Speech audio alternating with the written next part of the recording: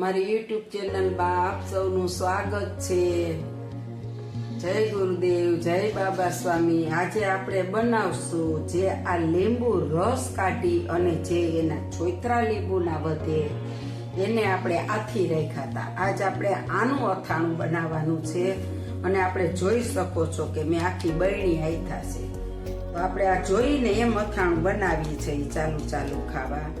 અને આપણે જોઈ શકો છો કે આ અથાણું બનાવવાના છીએ આજે આપણે।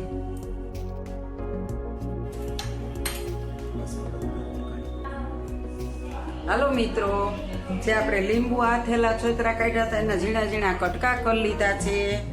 પછી જરૂર મુજબ ગોળ લીધો છે, મરચું પાવડર લીધો છે, હળદી પાવડર લીધો છે, ધાણા જીરું પાવડર લીધો છે અને આપણે હિંગ લીધી છે અને બંધ કરી દેતો હાલો।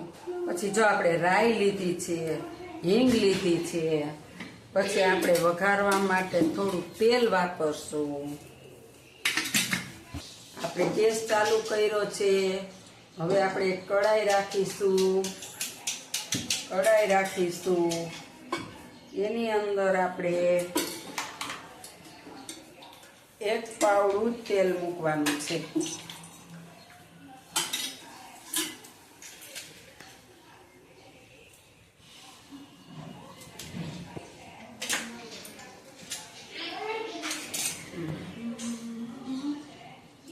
હાલો મિત્રો, બંધ કરી દેજો। હાલો મિત્રો, આપણું તેલ આવી ગયું છે। હવે આપણે એમાં જીરું નાખીશું,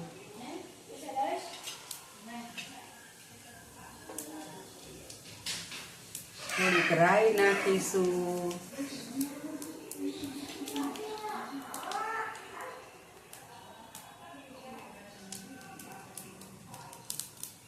આપણી રાઈ તડતડ થઈ જાય પછી આપણે એમાં હિંગ નાખીશું, થોડીક એવી હિંગ નાખીશું। હવે આપણે એની અંદર ગોળ નાખીશું,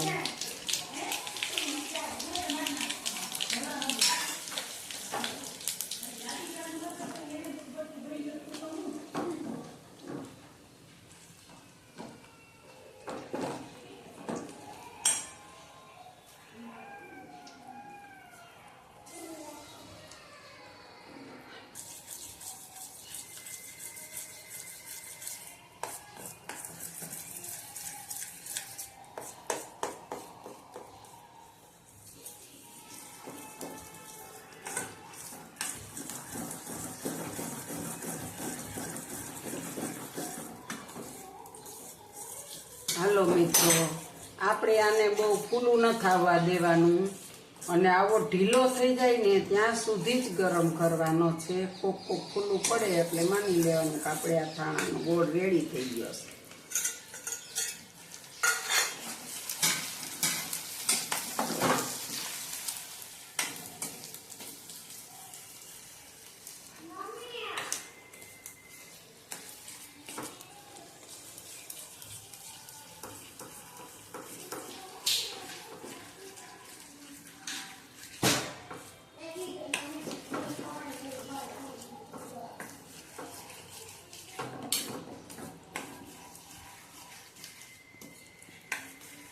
આપણે આની અંદર ગોળ બહુ ઝાઝો નથી નાખવાનો, કારણ કે લીંબુ તો આપણે નીચે લીધા છે એટલે ખટાશ થોડી થોડી હોય એટલે થોડો ગોળ નાખવાનો છે।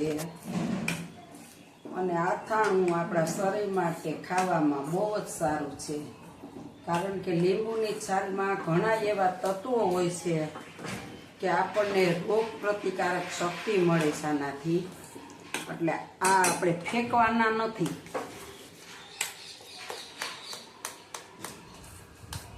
અને આનો આવી રીતના ઉપયોગ કરીને ખાવ તો બહુ સરસ લાગે છે।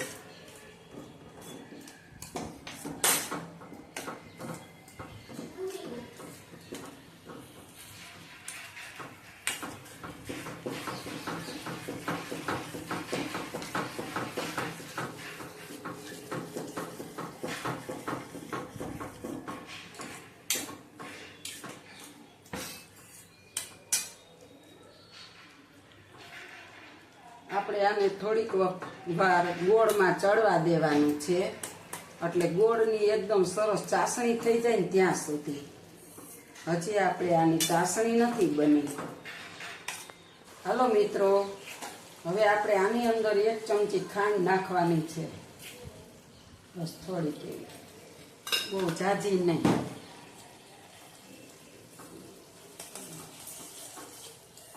હજી આપણે આને થોડીક વાર ગોળમાં પાણી છે ને ત્યાં સુધી આને ચડવા દેવાનું મસ્ત.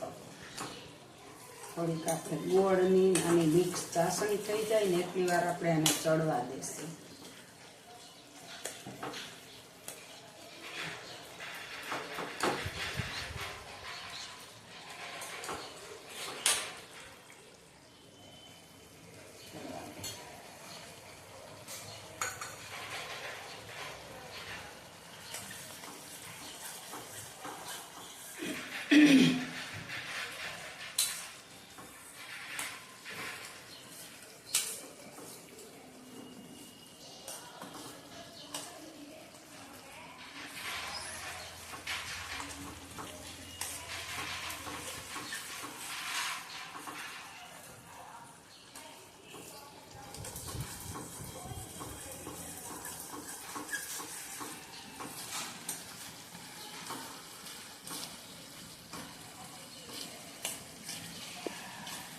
હાલો મિત્રો, હવે જો આપણું અથાણું છે ને મસ્ત ચડી ગયું છે, ચાસણી મસ્ત થઈ ગઈ છે અને લીંબુ પણ એકદમ ચડી ગયા છે સરસ.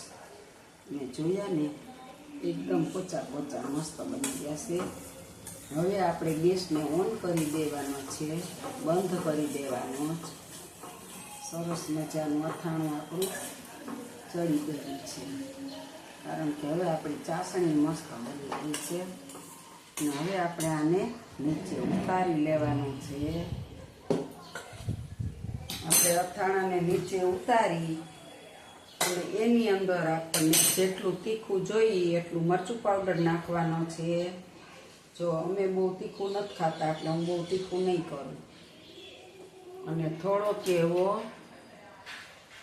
ધાણા જીરું પાવડર નાખવાનો છે, કારણ કે હળદી પાવડર નાખવાનો નથી, હળદરવાળા તો હતા જ. અને નિમક કંઈ નથી નાખવાનું. અને આપણું અથાણું મસ્ત તૈયાર થઈ ગયું છે. જો આપણે તીખું ખાવું હોય તો આપણે વધારે તીખું કરી શકીએ છીએ, પણ આપણે બહુ તીખું ખાતા નથી એટલે બહુ તીખું બનાવવું નથી. થોડુંક માપે જ ચટણી નાખવી છે.